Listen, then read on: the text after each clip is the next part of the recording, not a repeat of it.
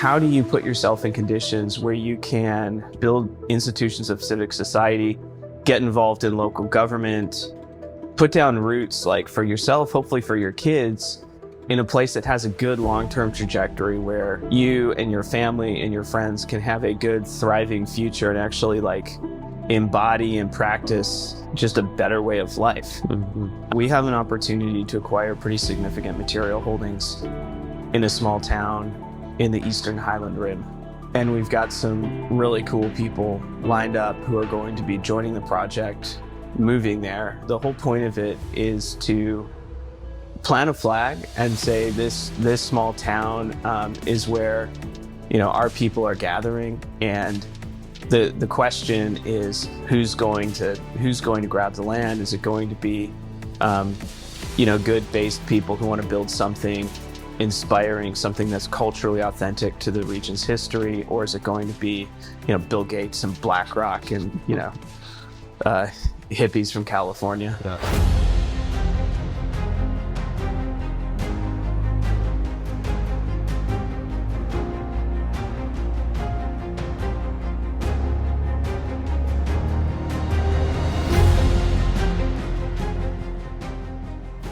So what is a Highland Rim nationalist? Well, a Highland Rim nationalist is somebody who believes in the inherent superiority of the Highland Rim. The Highland, it's tongue-in-cheek.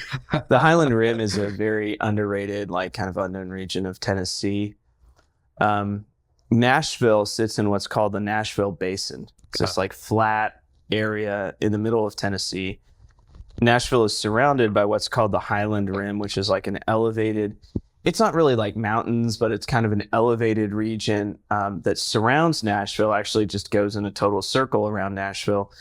And it's a region that's like just dominated by like lots of beautiful rivers and lakes and kind of sharp rolling hills. These aren't mountains, but it's very bucolic, like very kind of dramatic scenery, very just aesthetically pleasing, like rolling terrain. And it's where I grew up, and, you know, I've got land out there. I've always been interested in land, and like in high school, for several years, I worked as a land surveyor as my summer job. Okay, so sweet. I In was, that area?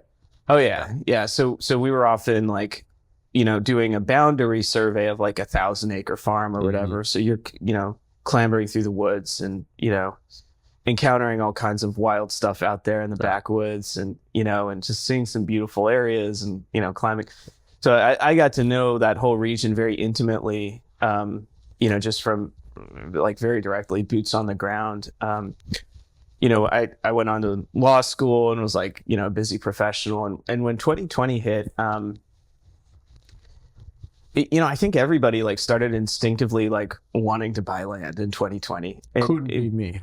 Yes. Right. And like, I think, you know, part of it was like with like the lockdowns, like, you know, you're under this just like very psychologically, like you're under this like kind of oppressive condition where like if you leave the front door of your house, you're subject to all of these rules, and like the public eye is on you, you know. And, you know, if you have your own land, I mean, you do what you want, you know. And it was a time when like all this like do it yourself stuff flourished. I mean, I don't know how many people bought home gym equipment, you know, during COVID, but that was all flourishing, you know. And then of course at the same time, remote work is exploding. And a lot of my colleagues didn't necessarily move full time, but they rented or bought cabins out in the middle of nowhere and just spent the pandemic, you know, doing big law out of a little cabin in the woods in North Carolina or whatever. And so I saw all this happening, and then I looked back to my own home region, the Highland Rim, and it was still a little under the radar and everything. And I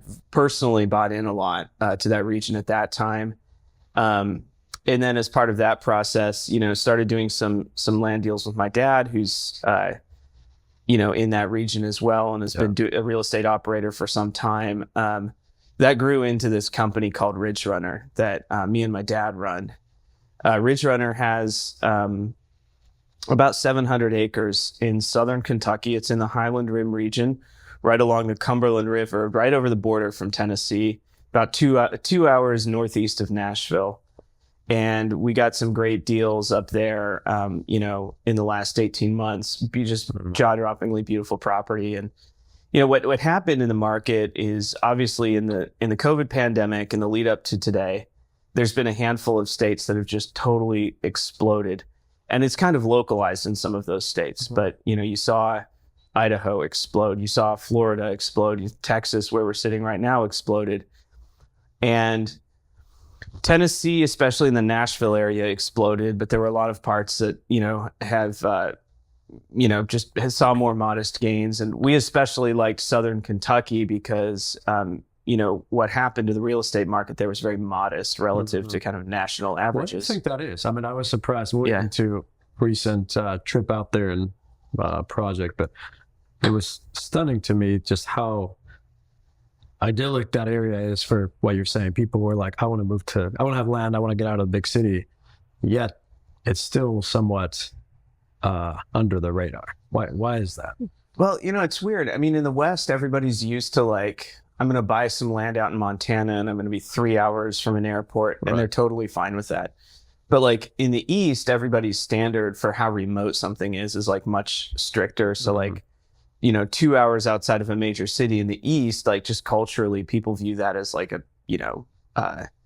that's really remote. You're in the sticks.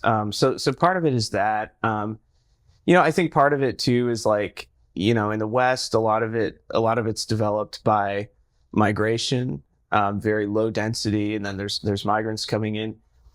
In the East, there's a stronger and more present like existing native culture, and for a lot of if you're a New Yorker, especially a liberal New Yorker, you're not going to find rural Tennessee to be all that culturally amenable. The West is has a very like libertarian ethos, people kind of doing their thing. The East has rural Tennessee, all of Appalachia. There's a thicker existing culture that's been there for hundreds of years. They've got a way of life, and they don't like it being disrupted. And you're gonna have a little more trouble kind of breaking in, especially if you're coming there with like coastal values and trying to flourish in small town Appalachia. So that makes sense.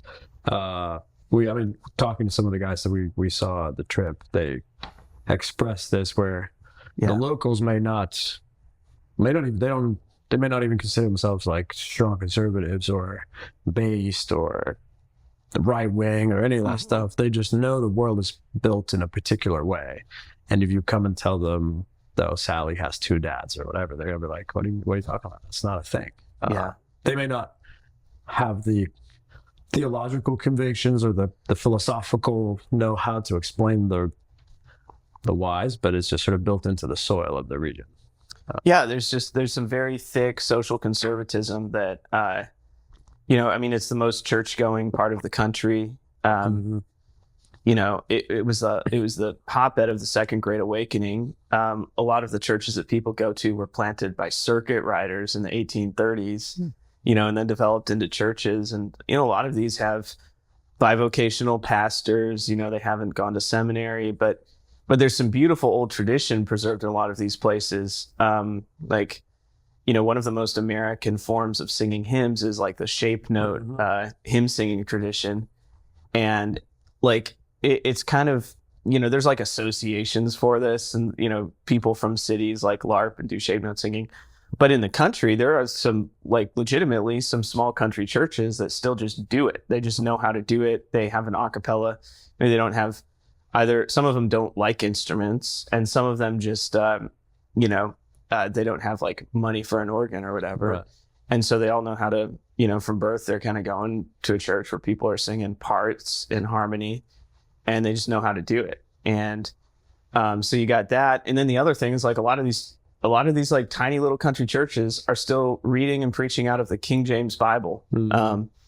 And super elevated language. People at, a lot of urban churches, might have trouble comprehending parts of it, and they're still folk. Rural folk, like still with the word in King James language. King James English. So there's a lot of cool stuff to that. And actually, if you read Charles Murray's Coming Apart. You know, he talks about, he has like the good, you know, functional society, higher, you know, cognitive elite portion of society, what he calls Belmont. And then he's got Fishtown, which is like the more working class segment of American society that has increasing social dysfunction.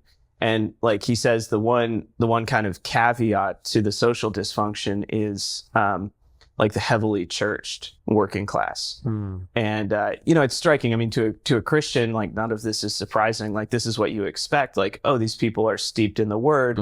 They're practicing virtue. They're growing in sanctification. And of course, their faith, you know, results in them having a better way of life. But, you know, it's striking to see a guy who's like not particularly religious kind of, you know, confirming that in sociological studies.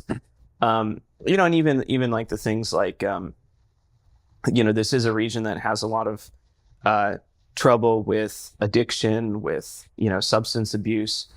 But the church, you know, they have this old fashioned, you know, what, you know, the urban Christian would say like, oh, they're teetotalers, they're Pharisees, all of this. But for a rural community that has a lot of substance abuse problems, like this strict code of abstention and the teetotaling, it helps them, and it helps them, you know, it helps them thrive even in a broader context where there often is some social dysfunction. So they're contending with reality as is. Yeah. The reality of the maybe pervading sins or temptations that exist in that region or that people.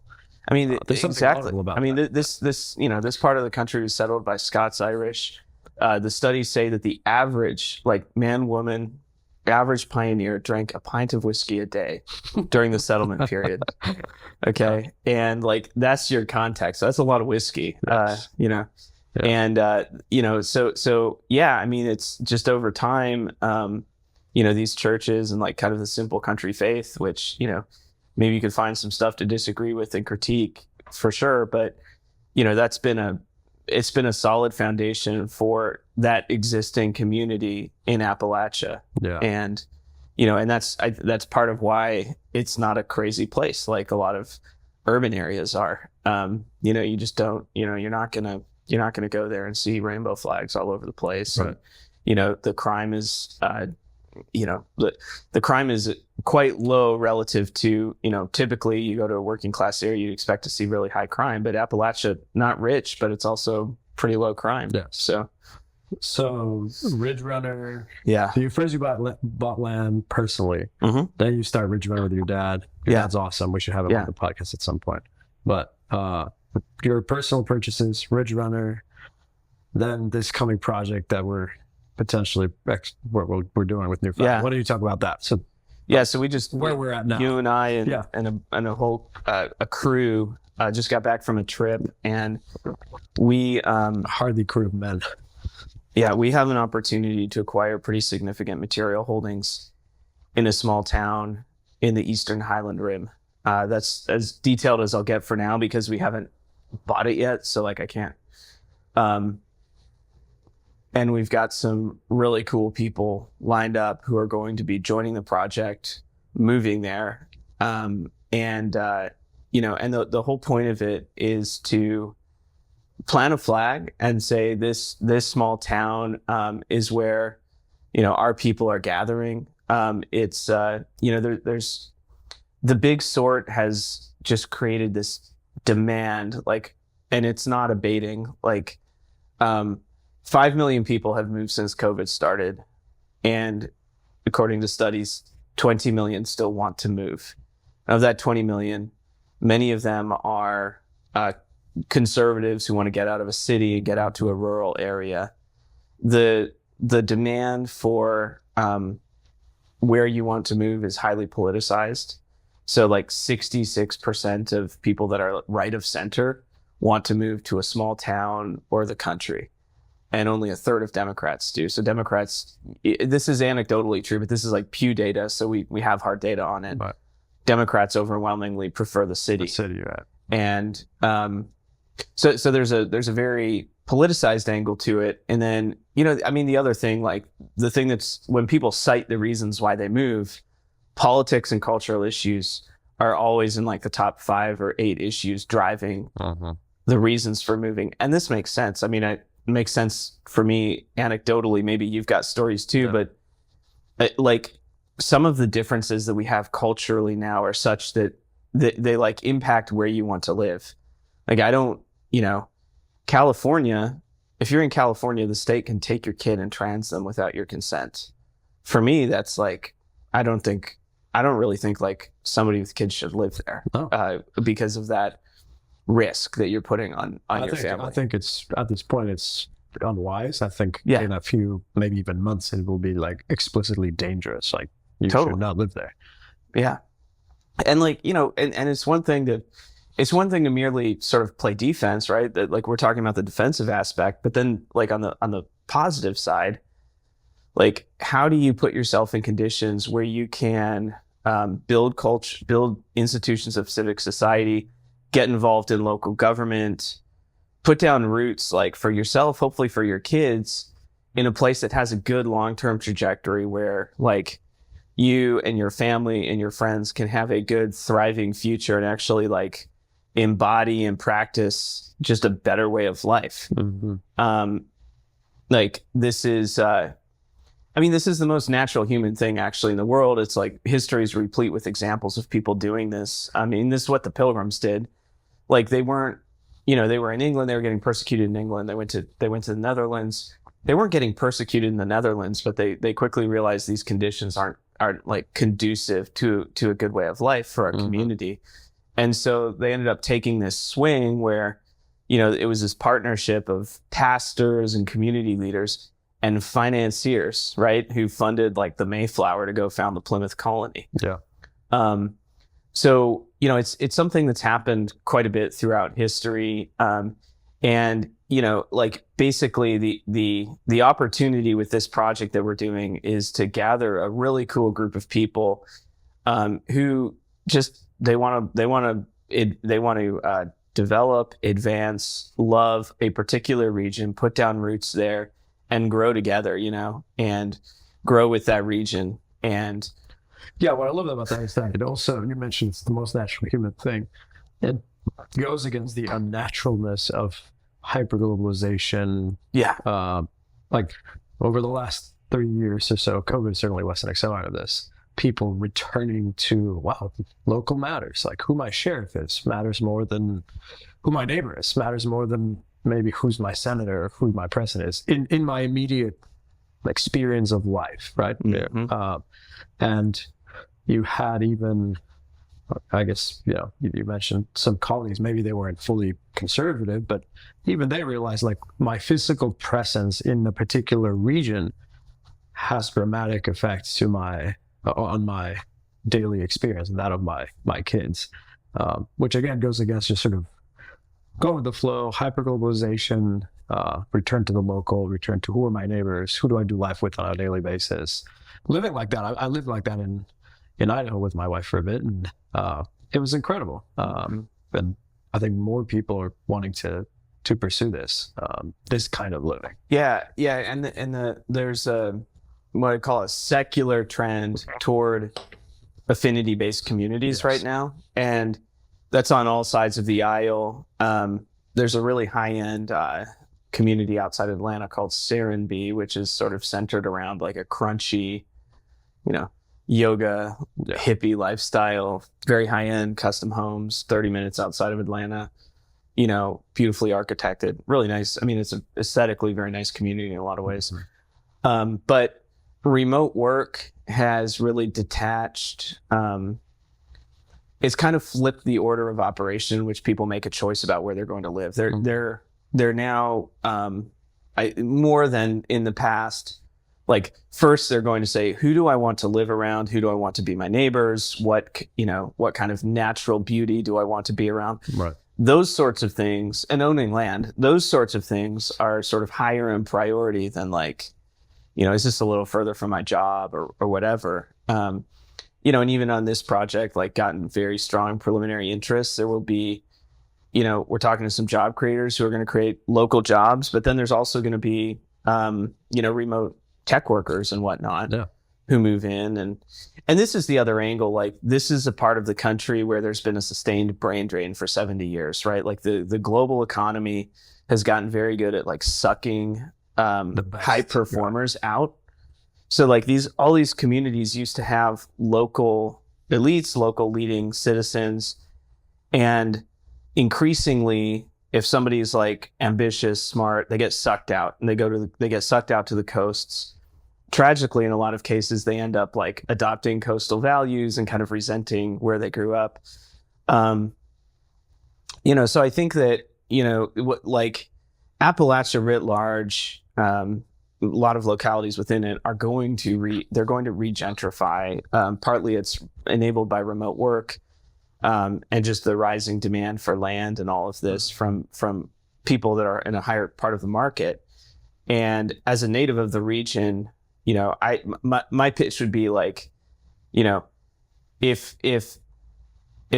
people like us don't kind of figure out a way to do the revitalization in a way that's like honors the cultural history and tradition of Appalachia, attracts people who are going to have a posture of gratitude and respect to the long-term residents, and an attitude of like, how can we assimilate to the culture?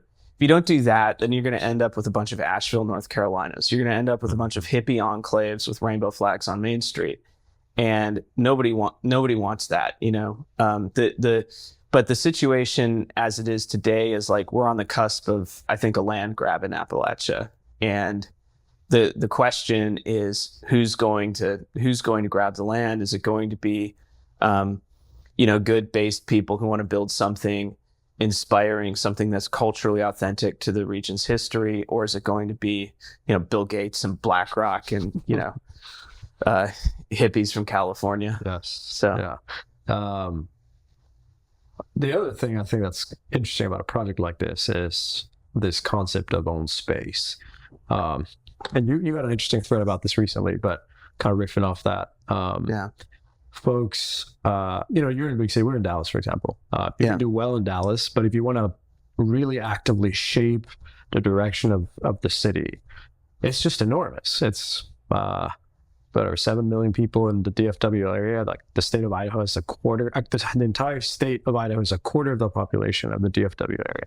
So if you want to steer this city, forget the state, the city, it's an enormous target. You need an insane amount of resources, political capital, what have you. And in many cases, you just won't be able to get the effect and the change you want within the time period that you'd want to see it occur.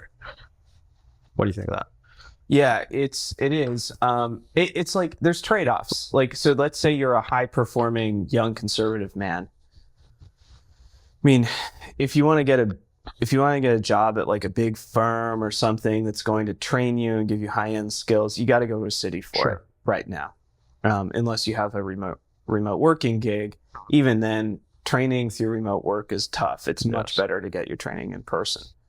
But the trade-off, and like the other good things, access to capital, ability to network, for those who care about it, the big city amenities, right? You want to go to the opera, you want to go to the nice restaurants, all that sort of stuff. It's just indisputable. Like, the cities have an advantage on that stuff. But the trade-off is you kind of ceding agency and sovereignty when you go to the big city. Like, if you think about your, especially the case of somebody like in Manhattan or what have you, the bulk of their day is spent in spaces that they don't own, that aren't owned or controlled by them or their friends or their family or any kind of, even sympathetic institution. You're ceding control, agency, sovereignty of your life over to large institutions. And that cashes out in your personal life and in your professional life. Like, if you go work for an investment bank or a private equity fund or a big law firm or what have you, you're probably making good money, working really hard, long hours, maybe you're getting trained, but you're generating a ton of excess profit for some huge institution. And that huge institution is extracting like your silence in a lot of ways. The conditions at these large firms has changed to the point where if you're you can't really be like an outspoken conservative Christian and be like a member in good standing of these firms. So they're getting your silence as like as a cost to what you're undertaking. Your cost for that salary, the cost you're paying for that salary is pretty high. You might be doing well for yourself in terms of your pocketbook, but like your net effect on changing the direction of society is reduced to almost nothing. Like you have no meaningful cultural leadership when you're in a position like that. Okay. So I don't, like, I'm not a fundamentalist or a doctrinaire that would say like everybody needs to get out of cities immediately and all of this. Right. But I would say we need a lot more people who are aspiring to cultural leadership. And if you aspire to cultural leadership, you really, unless you're like a really big fish already, if you want to actually start practicing those muscles, learn how to get into civic leadership, local government, all the rest, it's going to be way faster, way easier if you're in small town America. Mm-hmm. And, like just relatively, like we've got so many high performing young Christian men in relative anonymity, like working away at these major firms. When if they were out in a small town, they could be, spearheading economic development, getting involved in political leadership and all the rest. They could be very, very effective. And we need, what we really need is, we need examples of successful, thriving communities that follow a different way of life. Yeah. So I think that's the other thing is men. Like if you rewind even 10 years ago, but let's do 30 years ago, someone like that moves remotely to a small town. If you want to shape it, you want numbers, but you're going to be hard pressed to get those numbers 30 years ago because of remote work doesn't really exist. It's not a thing, etc. Now you have the ability to compress what would have, influx of migrants into a small region that would have taken a few decades back in the day, compressed to, in some cases, of mere months. Yeah. Where you plant the flag, you say, I'm here in this city, we're going to shape this for good. Who wants to join? And many others are ready to find where those opportunities are. I think there's also a blueprint. We talked about this with the guys while we were there. There's a blueprint of some successful projects like this happening across the country. They're different in their own ways, and I think ours will be distinct in its particulars, given the region, given the cultural affinities, the terrain. That's Thucydides and the Herodotus right there. But yeah, why don't you just talk about maybe the blueprints that you see and how that's maybe where our project will draw from some of those successes, and maybe where you see this being a little bit different. Yeah, well, there's a lot of, in the last, I guess, 10 or 20 years, there's been the genesis of a lot of, you could call it Christian localism. It's generally either done by Reformed Christians or conservative Catholics. So Moscow, Idaho is a leading example. 20 minutes from where we are, Irving, Texas is a good example. There's a thick Catholic community that's developed around the University of Dallas here. In Irving. Hyattsville, Maryland is another one. Ogden, Utah is a newer one. There's from here. There's one that's maybe we shouldn't say the name. Yes, let's keep it hidden effort, but very much amazing. Yeah, momentum and energy. There's so much demand for this thing. Just anecdotally, I talk to people every day who want it. Yeah. There's far more demand than we will ever tap, or any, even if all the projects in existence right now flourish, there will still be way more excess demand for a community like this. Some of those places are tapped out in terms of cost or even people. I would say that, what we're going to do is not centered around like a particular church, a particular institution. It's doing very broad regional development and uplift and trying to create critical mass that's somewhat decentralized. There's going to be different people doing different cool things that will themselves attract numbers. They will bring in a following, but it's a platform for a diverse array of roughly aligned people to build projects on. And so most of the leadership is going to be led by Protestant Christians, but the project will be attractive to a much more a broader set of people who want to situate themselves and their family in just a community that has a healthy way of life. And so I think that what that does is it enables the opportunity for broader numbers, and it's also it's not going to rise or fall on the fortunes of one church or one school or what have you. It's going to be a broader project that has, I think, hopefully multiple institutions that are creating a resilient and diversified base for community organizing. Mm-hmm. So that's the differentiator. And then of course all the particular local things. It's a beautiful area, beautiful terrain, very conducive to a healthy lifestyle and regenerative agriculture and all the rest. We'll be doing a lot of that. And with even just thinking about how we develop, we want to sort of develop real estate in a way that sort of has long-term intrinsic value and aesthetic value. So we're going to be doing as much as we can to develop a distinctive aesthetic for this project that's both regionally authentic, but also, kind of elevated in a way that appeals to coastal tastes.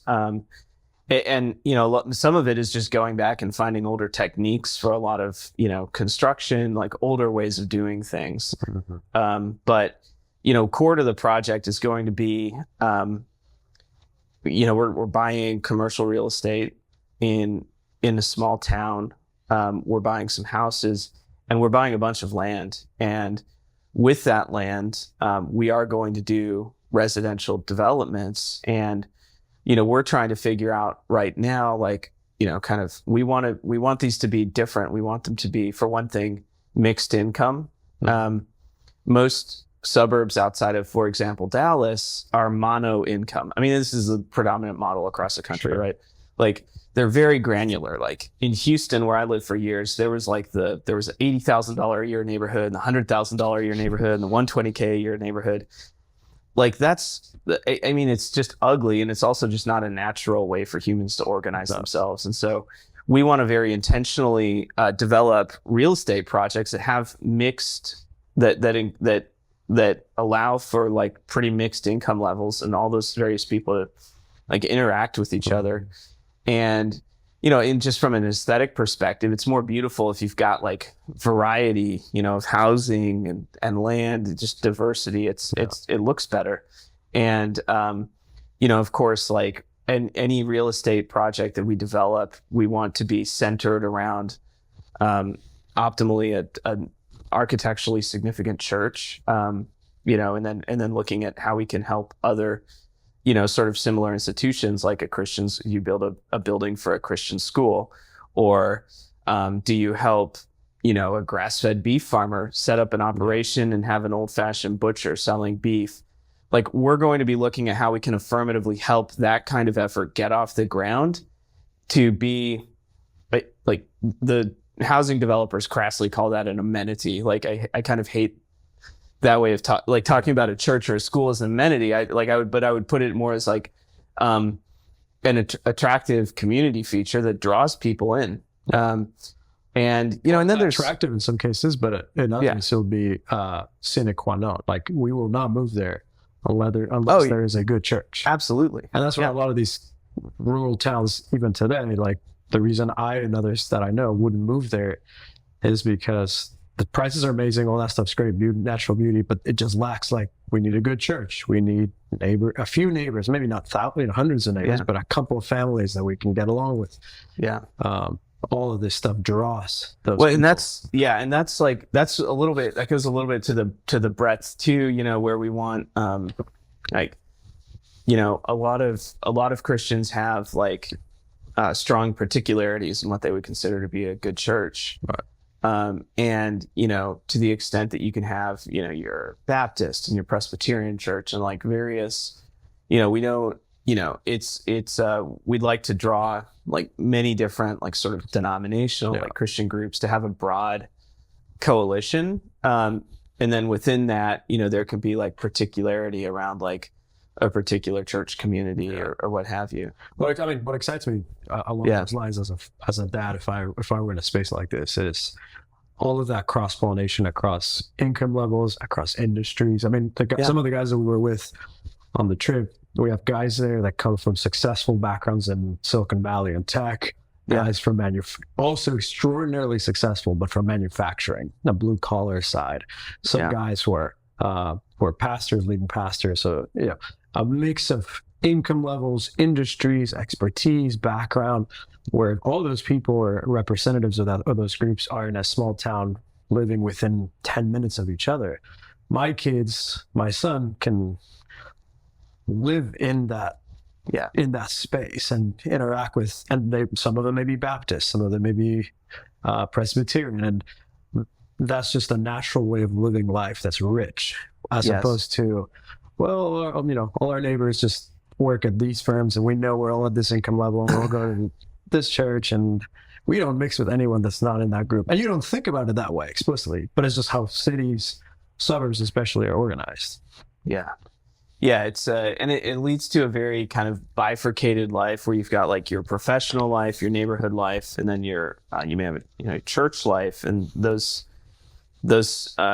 spheres don't meet very often, and everything's sort of, it's not integrated. It's all discrete, and that's just not like, it's optimal to try to get yourself into a more integrated situation where your social, professional, spiritual, all of those spheres of your life are kind of consolidated to the extent possible. And so that's the project. And there's a lot of other things to talk about. I mean, we really want to crack the code of how to do like aspirational, aesthetically stunning small town development in this part of the world. This is Appalachia. The defining geographical feature is hills and hollers, ridge tops and beautiful long valleys and creeks and everything. And so we're very interested in, as we get into it, if the demand is there, we want to look at like very thoughtfully like architected and designed master planned communities that are kind of optimized for this sort of terrain. And that means taking advantage of the elevation changes and incorporating mixed use where you can have a working farm that's sort of connected to or adjacent to a housing development, right? And then what are the small kind of attractive cottage industry businesses that can be slotted in as part of that? How can you have kind of mixed density? You can have some lower cost, high density housing, and then some higher dollar, like large homes on large parcels, and make it all walkable. Those are all questions that we're starting to think about and we want to solve. And, ultimately, I mean, like the aspiration is not just that, this becomes, a tucked away corner of the country where people can go disappear from the cultural insanity of the broader country.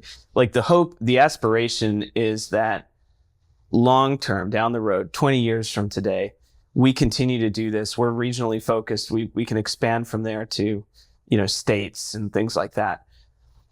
But 20 years from now, for these sort of developments to spearhead, a revival of the region and really make it kind of an exemplar to the country of what, a healthy, natural, integrated way of life looks like in a way that can bless the whole country. It sounds saccharine to say, but the city on a shining hill, deeply American image. Like we need cities on a shining hill that exemplify and embody the healthy, natural, human way of life, the Christian way of life, and demonstrate the sort of the superiority of that way of life to, what's on offer in just Main Street America. Yeah, absolutely. For people who maybe haven't been to the region, I'd never been, and I was stunned with the beauty. What would you list as some of the you should come here, why you should check it out. Natural beauty. Yeah. It's yeah, I mean it's You do a good job of describing it, but I would Yeah. say it's hard to describe beyond that because it's so it's beautiful. bucolic. I mean, it looks like parts of Ireland. Yeah. In a lot of places during spring and summer, just emerald green. Good fall colors. You've got 4 square seasons. You've got long growing. It's relatively temperate. You've got long growing seasons. Wonderful place to do livestock. Overflowing with wildlife, right? So great hunting. A ton of water everywhere, and it's so remote. So it's like relatively clean water. But I mean, every holler has a spring or multiple springs. And then just great. The bottomland. This is the land in the valleys, has fantastic soil for growing. It's got relatively mild winters.